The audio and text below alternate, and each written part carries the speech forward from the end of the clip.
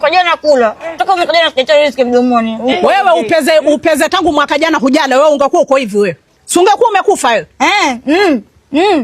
Si mimi nilikufa kitambo. Nilikufa kitambo. Mimi hivi ninavyoongea. Mimi marehemu.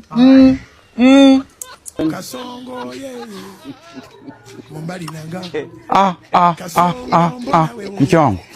Mke wangu umekaa hapa wakati mambo yanaharibika. Mambo kuharibika ni kawaida, kila kitu chaharibika. Mke wangu mimi sifanyi mzaa, umemfanya nini mama Zamzam wewe? Ndo nakwambia Jay. Mambo kuharibika ni vitu vya kawaida. Maadamu mwenyewe uharibika. Sema mambo. Kila kitu wachukulia mzaa wewe. Yaani mimi ninatoka kwa mama mtaa. Na hapo kwa mama mtaa panja watu hivi waongelea kesi yako. Sijui mfanya nini wewe mama. Mke wangu nisikilize mke wangu. Na kuambia maneno mke wangu utafungwa wewe. Sasa hivi nimeambiwa nje nikutwae nikupeleke kule. Lakini chochote utakachoulizwa pale kataa mama. Sijui umemfanya nini mimi yule mama Zamzam. Lakini chochote utakachoulizwa pale kataa kwa sababu utafungwa wewe. Umenisikia? Kwa hiyo mimi naye tafadhali twende kwa mama mtaa. Ndio ninachokuambia, twende saa hizi. Na ukienda peke yako? Aliyekosea wewe mimi Lakini wewe si ni mume wangu. Kwa hiyo mimi madhambi yako uyabebe mimi.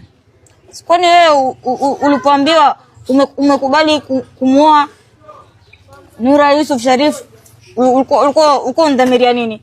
Wajua utafungwa. Ulikuwa unadhamiria nini? Wajua utafungwa wewe.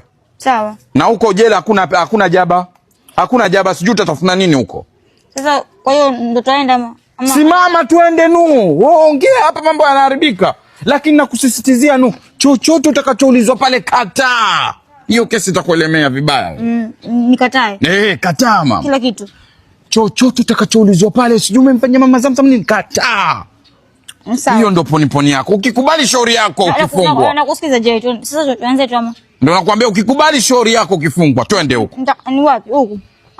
Wasahau paka kwa mama mtaa wapi? Twende. Kama dude mimi nilikwambia haya. Sijui umefanya nini mke wangu. Wewe, una balaa. Mimi sijamfanya kitu. Mimi nashangaa kwa nini sasa hujamfanya kitu mtoto mdogo yule ankushtaki. Sasa kwa hiyo mtamani mama mtaa kwenda kumsalimia. Maana sasa nisikilize kwanza. Hili dude lako hebu liteme. Kwa sababu litaharibu maneno, liteme hili dude lako. Mteme nini? Mama, tema hili dude wakati wa kesi wewe. Kwani nilikosea nini? Mama yangu wewe. Je, kama tunaenda tuende, kama tutarejea turegee. Maana yake mimi mbona. Kwa hiyo uteme. Uteme. Wewe basi nisikilize.